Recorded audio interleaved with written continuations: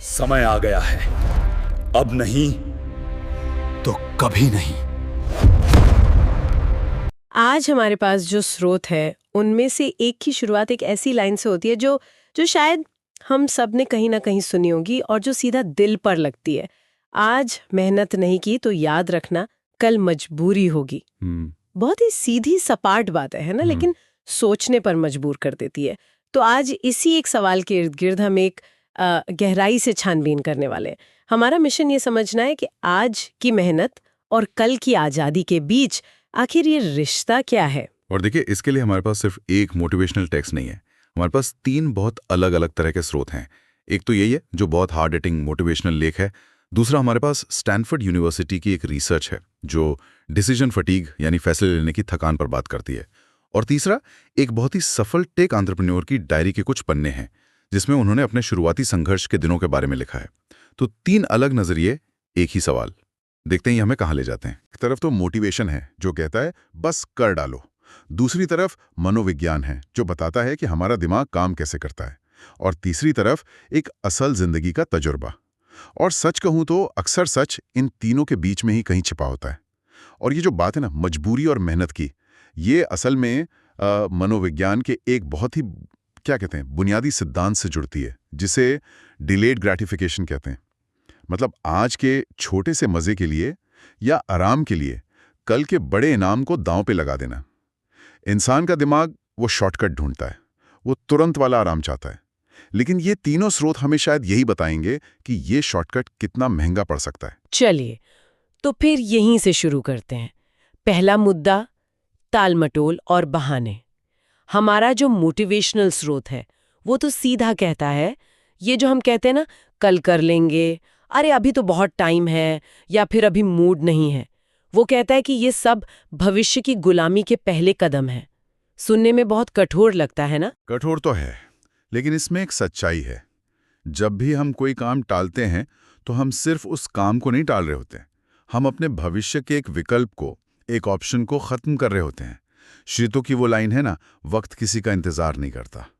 तो हर बार जब हम कहते हैं कल करेंगे, तो हम अनजाने में अपने भविष्य पर से थोड़ा सा नियंत्रण किसी और को सौंप देते हैं, हालात को या कह लीजिए किस्मत को। लेकिन यहीं पर वो जो स्टैनफोर्ड वाली रिसर्च है वो एक बहुत ही दिलचस्प मोड़ लाती है। वो रिसर्च कहती है कि ये हमेशा सिर्फ आलस नहीं होता, वो इसे डिसीजन फिटीग कहते हैं। मतलब उनका कहना है कि हमारे दिमाग की जो फैसले लेने की क्षमता है वो एक मसल की तरह है जो दिन भर इस्तेमाल होने के बाद थक जाती है। तो जब हम शाम को कोई ज़रूरी काम टालते हैं तो हो सकता है हम आलसी नहीं बल्कि हमारा दिमाग बस थक चुका हो। तो क्या ये बहाने हमारी गलती हैं या हमारी दिमागी बनावट की एक सीमा? ये बहुत अच्छा पॉइंट है और यहीं पर दोनों स्रोतों को साथ में देखना जरूरी हो जाता है। मोटिवेशनल टेक्स्ट हमें क्या करना है ये बताता है, मेहनत करो। लेकिन जो साइकोलॉजी की रिसर्च है वो हमें कैसे करना है इसका रास्ता दिखाती है। अगर हमें पता है कि हमारी फैसले लेने की शक्ति लिमिटेड है तो हम उसे बर्बाद क्यों करें। और यहीं पर उस एंटरप्रेन्योर की डायरी काम आती है। उन्होंने लिखा है, मैंने अपने शुरुआती दिनों में एक नियम बनाया था, सुबह के पहले 3 घंटे सिर्फ उस एक काम को दूंगा जो कंपनी के लिए सबसे जरूरी है। कोई ईमेल नहीं, कोई मीटिंग नहीं, क्योंकि मुझे पता था कि मेरा बेस्ट दिमाग सुबह ही काम करता है। अरे वाह! तो उन्होंने एक तरह से अनजाने में डिसीजन फिटीग का तोड़ निकाल लिया था। उन्होंने अपने दिन को इस तरह से डिजाइन किया कि सबसे जरूरी काम तब हो जब दिमाग सबसे ताजा हो। तो ये आलस पर जीत हासिल करने जैसा नहीं, बल्कि अपने दिमाग को समझने और उसके साथ काम करने जैसा है। एग्जैक्टली, बिल्कुल। ये सिस्टम बनाने की बात है। वो एंटरप्रेन्योर आलस से लड़ नहीं रहे थे, वो एक ऐसा सिस्टम बना रहे थे जहां आलस के लिए जगह ही कम बचे। तो मोटिवेशनल स्रोत का गुस्सा जायज है, पर उसका हल सिर्फ ज्यादा इच्छा शक्ति नहीं है, बल्कि एक बेहतर सिस्टम है। और जब हम ऐसा नहीं करते तो स्रोत की वो चेतावनी सच हो जाती है। आज अगर तू नहीं सीखा तो कल किसी के नीचे काम करना पड़ेगा।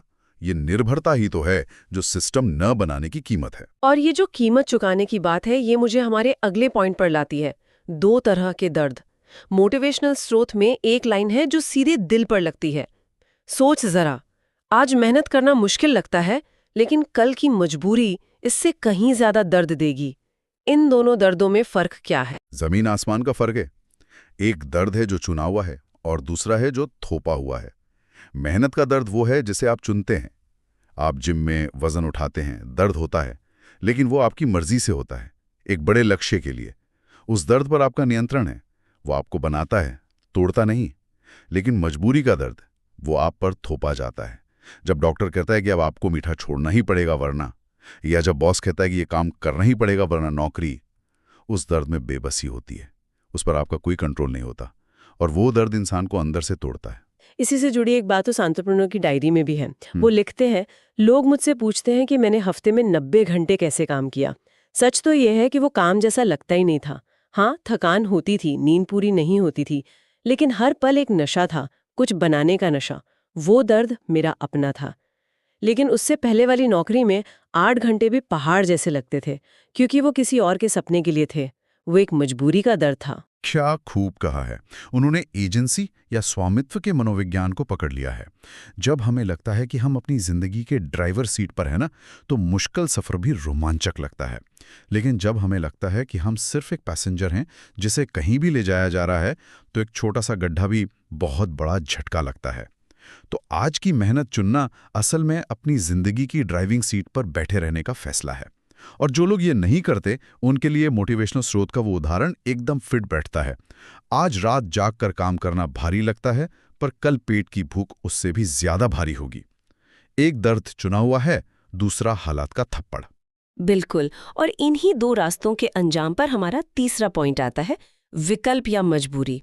स्रोत कहता है दुनिया 2 तरह के लोगों को याद रखती है, एक वो जिन्होंने मेहनत चुनी और दूसरे वो जिन्होंने बहाने चुने। और वो आगे ये भी कहता है कि मेहनत करने वालों के पास कल विकल्प होते हैं और बहाने बनाने वालों के पास कल सिर्फ मजबूरी। ये विकल्प होना, ये ऑप्शन होना इतना जरूरी क्यों है? क्योंकि विकल्प का सीधा मतलब है आज़ादी। आज़ादी ये चुनने की कि आप क्या काम करना चाहते हैं, किसके साथ करना चाहते हैं, कहाँ रहना चाहते हैं। मेहनत असल में एक तरह से भविष्य के लिए आज़ादी खरीदने जैसा है। आप आज जो भी स्किल सीख रहे हैं या जो भी एक्स्ट्रा घंटा काम कर रहे हैं, आप उससे सिर्फ पैसे नहीं कमा रहे, आप उससे अपने भविष्य के लिए ऑप्शंस खरीद रहे हैं। और जब ऑप्शंस नहीं होते तब क्या होता है? स्रोत की एक लाइन है, तब ना तेरे पास ऑप्शन होगा और ना तेरी शर्तें चलेंगी। ये लाइन कितनी पावरफुल है! इसका मतलब है कि आपको वो सब कुछ मानना पड़ेगा जो आपको दिया जा रहा है, चाहे वो सैलरी हो, काम करने के घंटे हो या फिर अपमान हो। आप मोल भाव करने की हालत में ही नहीं होते। हाँ? और यहीं पर वो स्टैनफोर्ड वाली रिसर्च फिर से सामने आती है। वो सिर्फ डिसीजन फिटीक पर ही नहीं, बल्कि लर्न्ड हेल्पलेसनेस पर भी बात करती है, यानी सीखी हुई लाचारी। जब किसी इंसान को बार बार ऐसी स्थिति में डाला जाता है जहां उसके पास कोई विकल्प ना हो, तो वो धीरे धीरे कोशिश करना ही छोड़ देता है। वो मान लेता है कि उसकी किस्मत ही खराब है।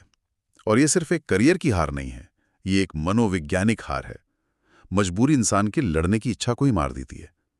वो डायरी वाले एंटरप्रेन्योर लिखते हैं, पैसा कमाना मेरा पहला लक्ष्य कभी नहीं था।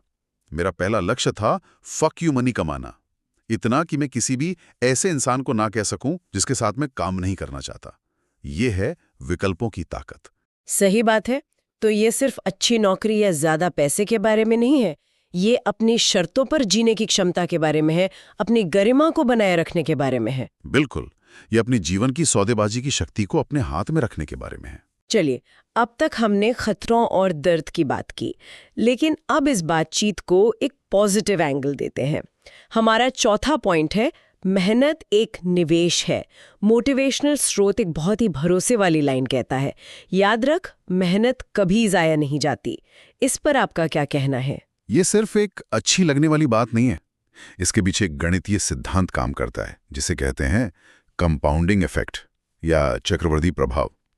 हम इसे अक्सर पैसों के मामले में सुनते हैं, लेकिन ये जिंदगी के हर हिस्से में लागू होता है। आज आप जो एक छोटी सी स्किल सीखते हैं, वो कल किसी दूसरी स्किल को सीखने में आपकी मदद करती है। आज आप जो एक अच्छा काम करके किसी का भरोसा जीतते हैं, वो कल आपको 4 नए मौके दिलाता है। स्रोत में भी इसी की तरफ इशारा है। वो कहता है, आज की थकान कल की पहचान बनती है। और एक और बहुत खूबसूरत लाइन है, आज का पसीना कल की कामयाबी की स्याही है जिससे तेरी किस्मत लिखी जाएगी। ये सुनने में तो बहुत काव्यात्मक लगता है, पर आप कह रहे हैं कि इसका एक लॉजिकल आधार है। हाँ बिल्कुल। उस एंटरप्रेन्योर की डायरी का एक और हिस्सा याद आता है मुझे। वो लिखते हैं, शुरुआती 2 साल तक हमें कोई बड़ी सफलता नहीं मिली, हम बस हर दिन, हर हफ्ते अपने प्रोडक्ट को थोड़ा थोड़ा बेहतर बना रहे थे। बाहर से देखने वालों को लगता था कि कुछ नहीं हो रहा, लेकिन अंदर ही अंदर हमारी क्षमता, हमारी टीम का तालमेल और हमारा कोड सब कुछ कंपाउंड हो रहा था। और फिर एक दिन जब बड़ा मौका आया तो हम तैयार थे। वो सफलता अचानक नहीं थी, वो 2 साल के लगातार अदृश्य प्रयासों का नतीजा थी। यही है कंपाउंडिंग। मेहनत सिर्फ परिणाम को कंपाउंड नहीं करती, वो आपकी पहचान, आपकी काबिलियत और सबसे बढ़कर आपके ऊपर लोगों के भरोसे को कंपाउंड करती है। मतलब जो आज छोटे छोटे लगातार प्रयास कर रहा है, वो सिर्फ काम नहीं कर रहा, वो भविष्य के लिए अपनी साख, अपनी रेप्यूटेशन बना रहा है। और जब मौका आएगा तो लोग उसी पर भरोसा करेंगे जिसने लगातार मेहनत की है। एब्सोल्युटली। भरोसा रातों रात नहीं बनता, वो लगातार किए गए वादों और लगातार दी गई क्वालिटी का नतीजा होता है। आज की मेहनत कल के भरोसे का बीज है। तो अगर हम इस पूरी चर्चा को समेटें तो ये तीनों स्रोत, एक मोटिवेशनल आवाज, एक वैज्ञानिक रिसर्च और एक असली जिंदगी का अनुभव, हमें एक ही दिशा में ले जा रहे हैं। समीकरण बहुत साफ है। आज की समझदारी भरी मेहनत कल की आजादी है, और आज का आलस या टालमटोल कल की मजबूरी है। ये कोई डराने वाली बात नहीं, ये एक चुनाव है। एक चुनाव जो हर दिन हमारे सामने होता है। और अंत में मोटिवेशनल स्रोत की वो एक चेतावनी है जिसे नजरअंदाज नहीं किया जा सकता, और उसमें एक अजीब सी शांति और गंभीरता है। वो कहता है, मजबूरी में लिए गए फैसले अक्सर जिंदगी बर्बाद कर देते हैं। ये शायद सबसे जरूरी बात है, क्योंकि जब हम डरे हुए होते हैं, जब हमारे पास विकल्प नहीं होते, तब हम जो भी फैसला लेते हैं वो बचने के लिए होता है, जीतने के लिए नहीं। और वो एक फैसला हमारी पूरी जिंदगी की दिशा तय कर सकता है। तो यह पूरी बातचीत हमें आज पर वापस लाती है। स्रोत हमें खुद से एक छोटा सा वादा करने को कहता है। तो आज सोचने वाली बात शायद ये नहीं है कि हम कल क्या बड़ा हासिल करेंगे, बल्कि ये है कि अगर आज का एक छोटा सोचा समझा प्रयास हमें कल की एक बड़ी मजबूरी से बचा सकता है, तो वो कौन सा एक काम है जिसे हम सिर्फ आलस या डिसीजन फटीग की वजह से टाल रहे हैं, और उसे करने के लिए हम क्या सिस्टम बना सकते हैं अभी, इसी वक्त।